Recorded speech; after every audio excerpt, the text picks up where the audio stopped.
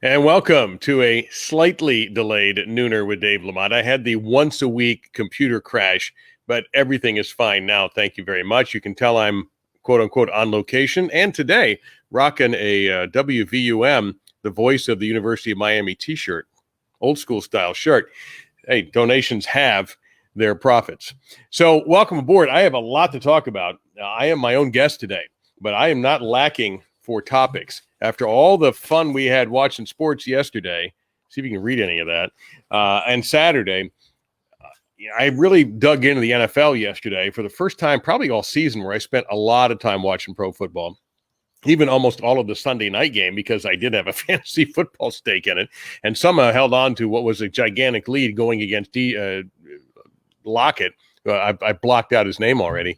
And he caught 77 passes, I think, for 4,000 yards, and yet I still managed to hang on. But enough about that. Let's talk about the other Sunday night event first, and that was Game 5 of the World Series. I have been rooting for Clayton Kershaw to shut everybody up because he's one of the great all-time pitchers, certainly in the last 20 years. Magnificent stuff, big winner, really fun to watch, but he's had his problems in the postseason. Well, he's 2-0 in this World Series, pitched 5 2/3 last night. He's now the all-time postseason strikeouts leader. So one of the things that gets to me sometimes as either a broadcaster or as just a fan are these relentless storylines that people refuse to let go of. And one of them is, well, he can't win in the postseason. Well, yeah, he's had some bad games. Remember also, and it was pointed out on the broadcast yesterday, that one of the bad games he had was against the 2017 Houston Astros. And we all know what they did. So that's something you almost have to throw out when you look at his career numbers. He will be in the Hall of Fame. Seems like an all-around good guy. You don't hear about him associated with any kind of troubles. And so I'm rooting for him. And if that means I root for the Dodgers, I guess so. I have nothing against the Rays, could care less. I really don't have a team in this series. I have teams I root against. These are neither of them. And I have a team I root for, which won't see the World Series again in my lifetime. That would be Baltimore. So, happy for Clayton Kershaw. Biggest play of the night last night was the failed stolen base of home attempt that was about that close to succeeding. If you watch Kershaw, you know he has that really long, exaggerated windup when runners are on base. Well, I'm sure the Rays figured out if we ever have a chance with the right guy, we're going to take a run at it. Well, they had the right guy, but Kershaw got out of it quickly, did not make a great throw to the plate. If he throws a strike, an actual strike, that guy's out by 5 feet. But catcher made a terrific play. Dodgers go on to win, lead the series 3-2 on the verge. But we know one thing about the resilient Rays, and that's that, well, they're resilient. So I'm not going to count them out either. But I'm telling you now that I guess I'm kind of rooting for the Dodgers here, so we don't have to worry about this Clayton Kershaw narrative, and we can bury that one once and for all. I'll give you an example of a narrative that, and I was in the sports talk business at the time, was the Jimmy Johnson, Don Shula debate. And then when Don Shula was kind of being forced out and they wanted to bring Jimmy Johnson in, which is what they did, and the Jimmy Danny debate when Dan Marino was having a hard time getting playing time from Jimmy Johnson. And Jimmy Johnson was taking away his ability to audible Marino's. And you couldn't go 3.5 seconds without somebody offering an opinion on that. After a while, I get tired of it. Maybe other people, bathe in that nonsense. I need a break. I need some variety in my nonsense. And that's what I'm talking about, by a narrative that just never quits. So let's get to the NFL, because I don't even know where to start. Two things have come across today.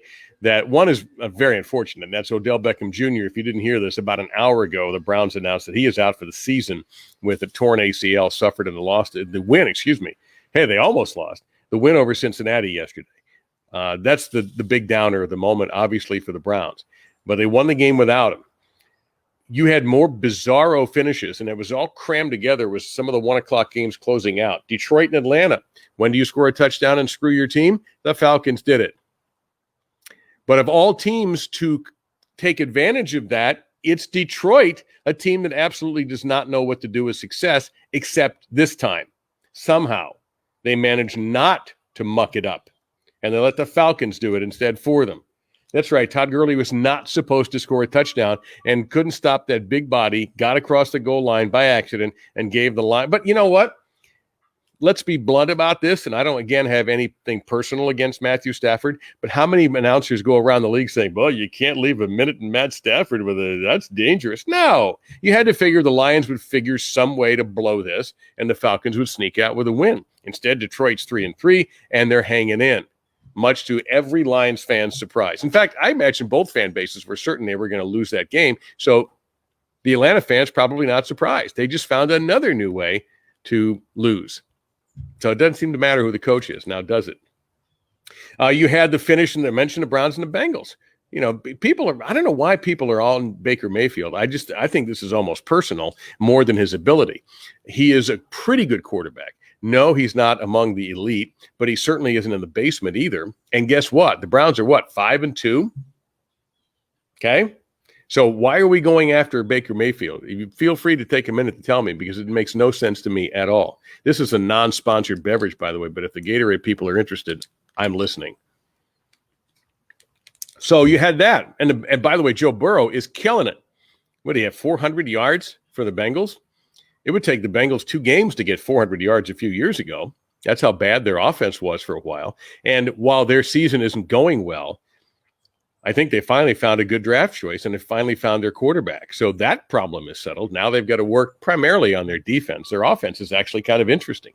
A.J. Green is still decent. You've got T. Higgins, who looks good. Tyler Boyd looks good.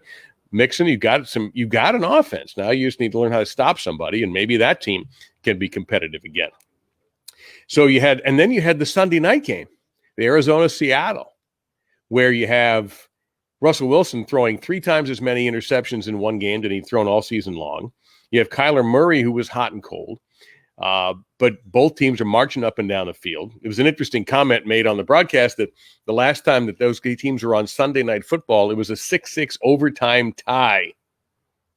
So both the quarterbacks, neither one of them the big physical, giant pocket guys. Obviously, they take advantage of their size. Russell Wilson's having, despite the 3 INTs, an MVP year. Kyler Murray could well one day be an MVP. He looks great.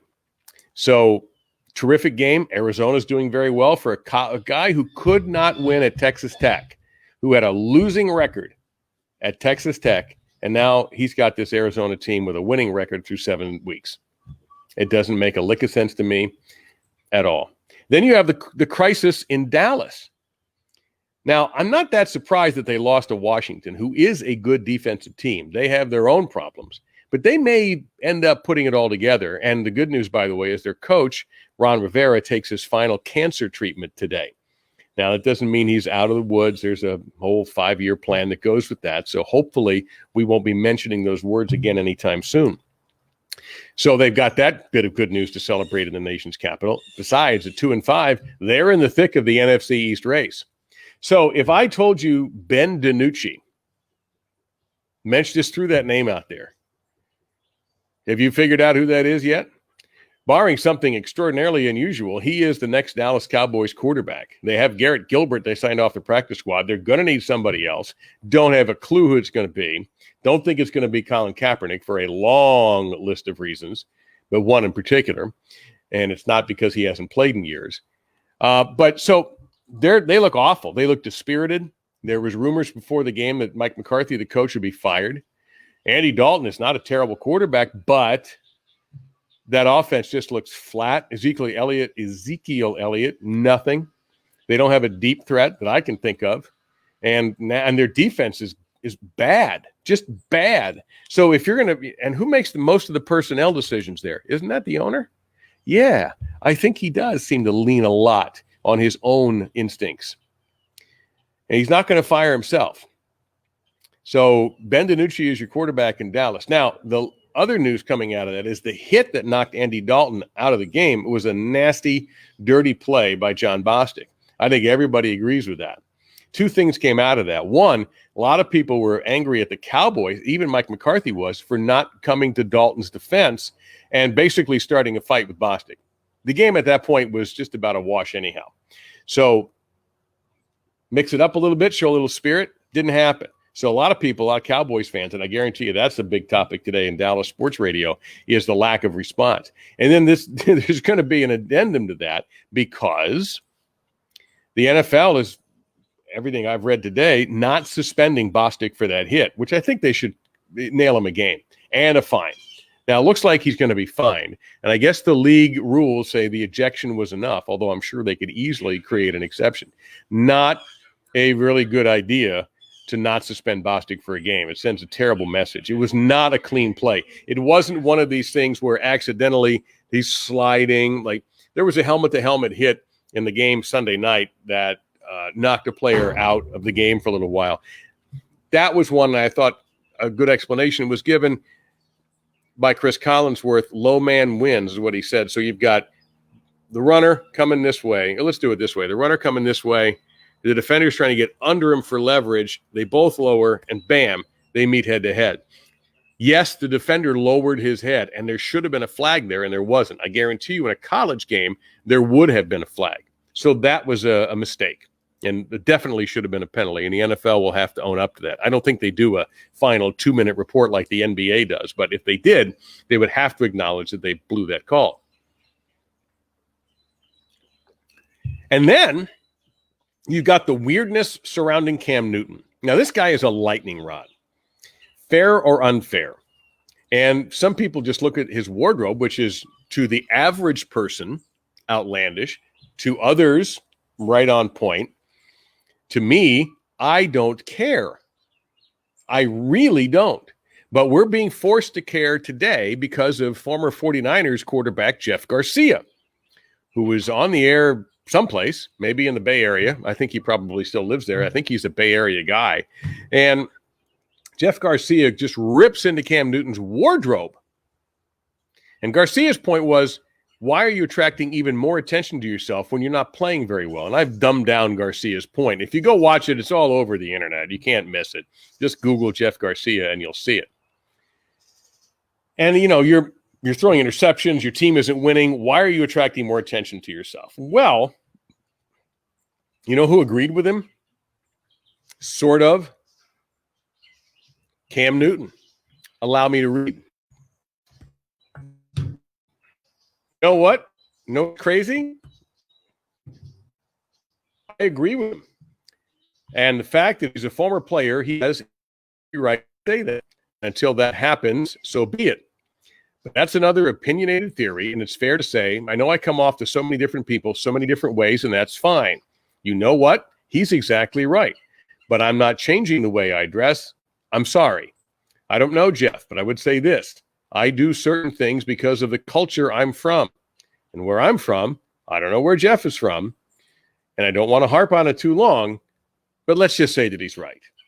And I think that's a pretty good clapback by Cam Newton.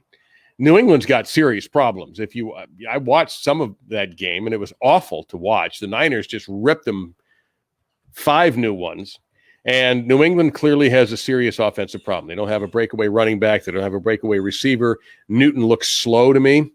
And not that I ever considered him a speed demon, but I'm watching him trying to get away from pass rushers, and it's just not the same guy. After you watch Murray and Wilson last night and their escapability and other quarterbacks, and these guys are much smaller. Cam Newton is a big cat, but he just doesn't look that great. And New England doesn't look that great. And they were hanging their hats on defense, and they got trashed by San Francisco. And all of a sudden, by the way, that Dolphins win over San Francisco looks a heck of a lot better 2 weeks out than it did when it happened. Remember, I started joking around that the 49ers weren't going to the Super Bowl again. I'm going to stick by that, by the way. But they looked very good yesterday in taking apart a New England team on the road that was, I believe, a slight favorite to win that game. So, problems in New England. This will make a lot of you very happy.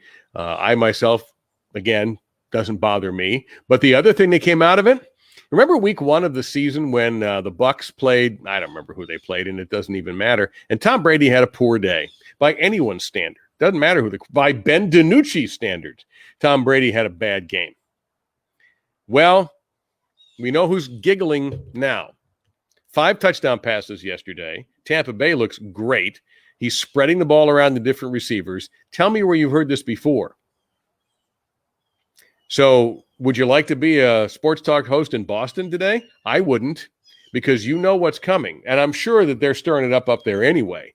But good heavens. I expected the Patriots to slide backwards a little bit, maybe not this badly, and there's still time for them to recover.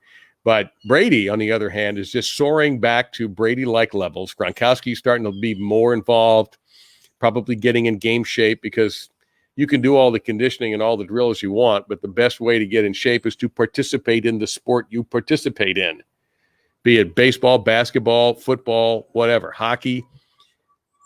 Practicing at game speed, or as much as you can replicate game speed, and then playing is the best way to get back into that kind of condition that you need. So that's what's happening now. And all of a sudden, Tampa Bay looks like a threat to win the NFC. The NFC's wide open.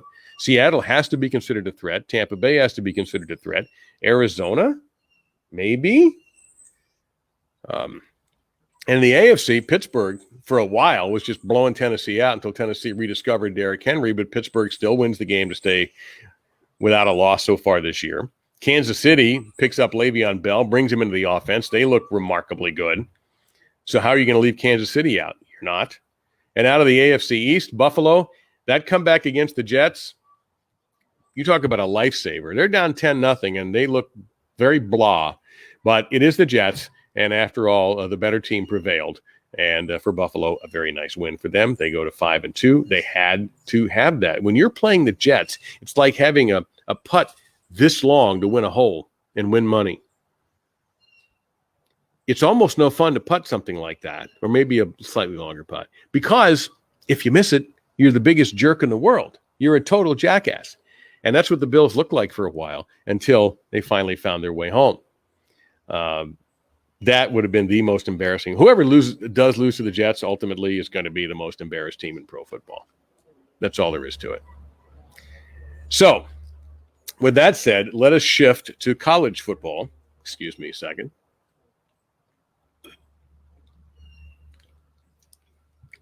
Remember what was it? Friday? Yeah, it was Friday's Nooner when I had Ray and Mark on. We talked about Nebraska as a tune-up for Ohio State. Mark was exactly right about that. And we mentioned Florida State. And I said, wow, they could be 3-3. They're in Louisville. Louisville's only got one win. Miami's beaten them in Louisville. If Florida State wins that game, they'll be 3-3. And hey, man, that's pretty forget it. Oh, boy. That was a massacre.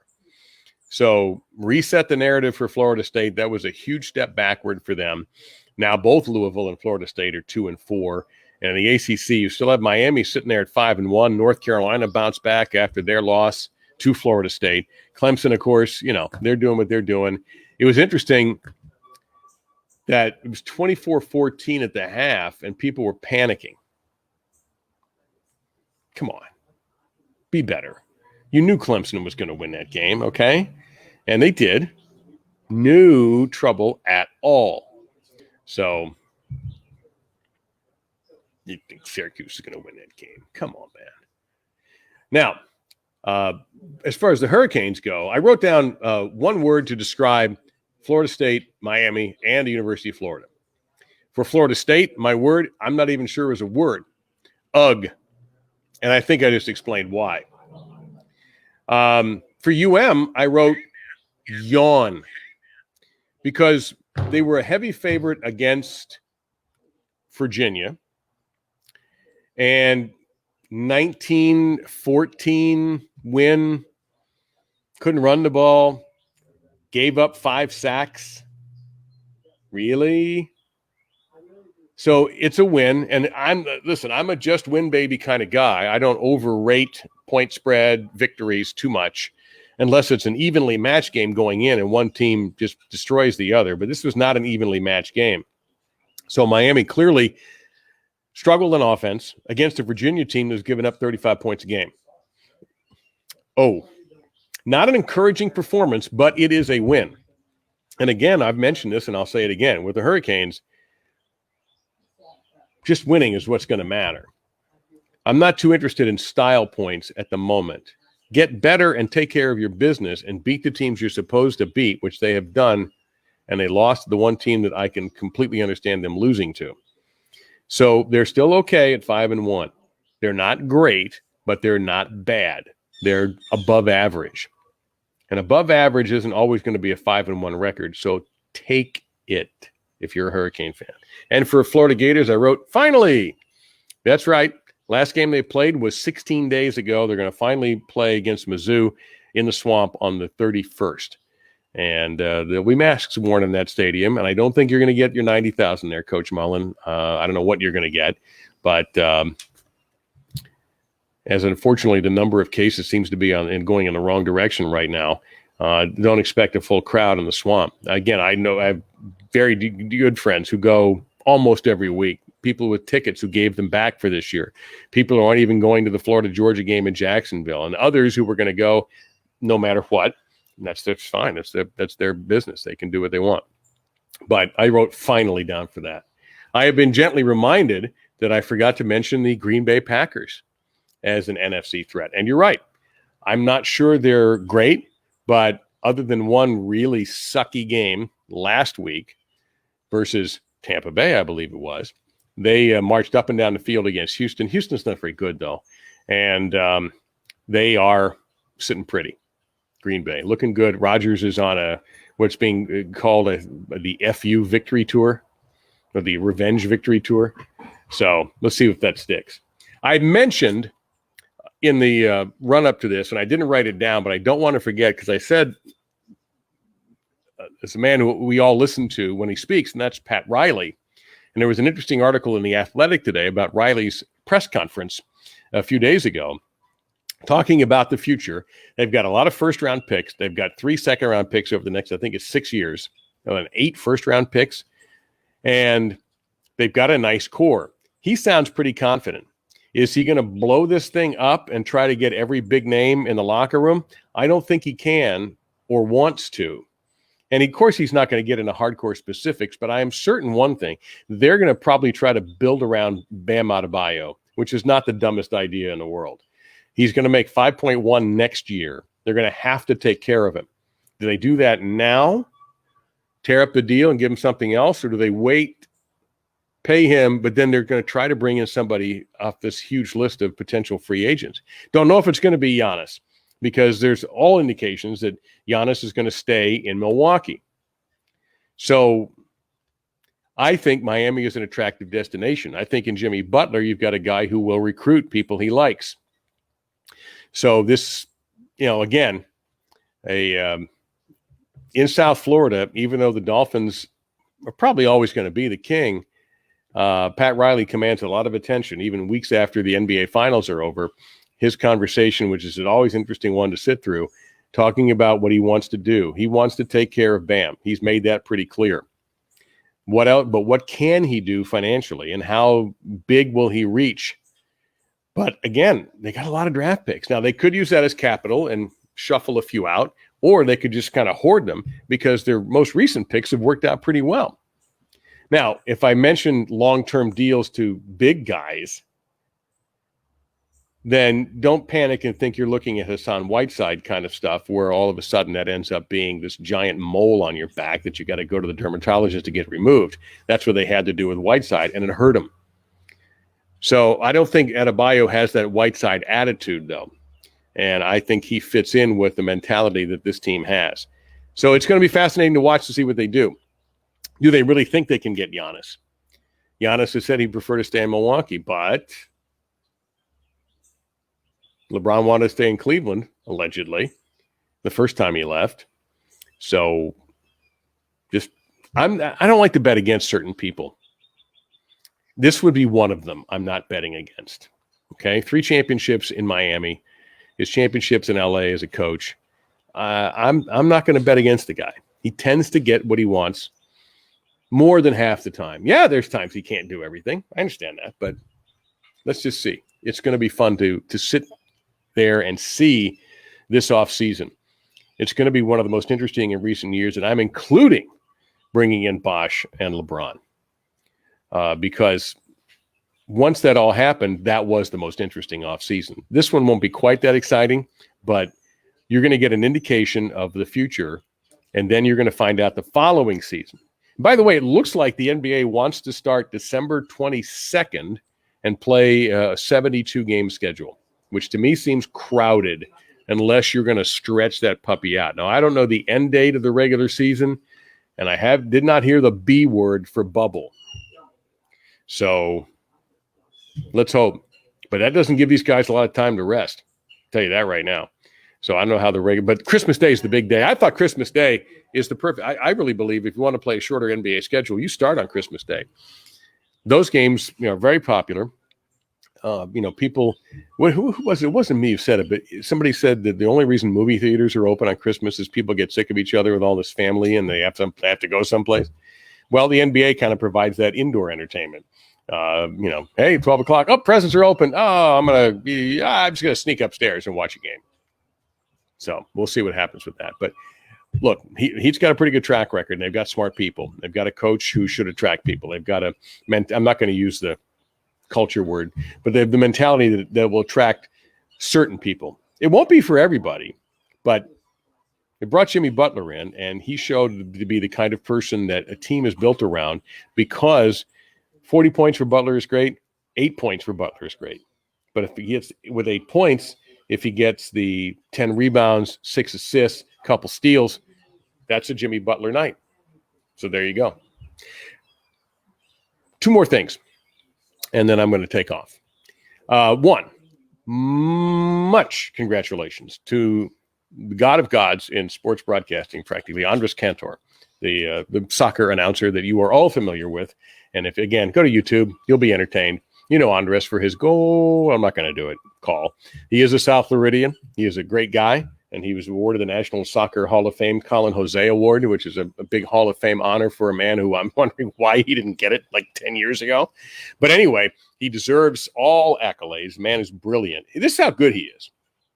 And I don't know if he does this anymore, but I want to say 3 or 4 World Cups ago, he struck a deal where he would do international Spanish language satellite radio of the World Cup.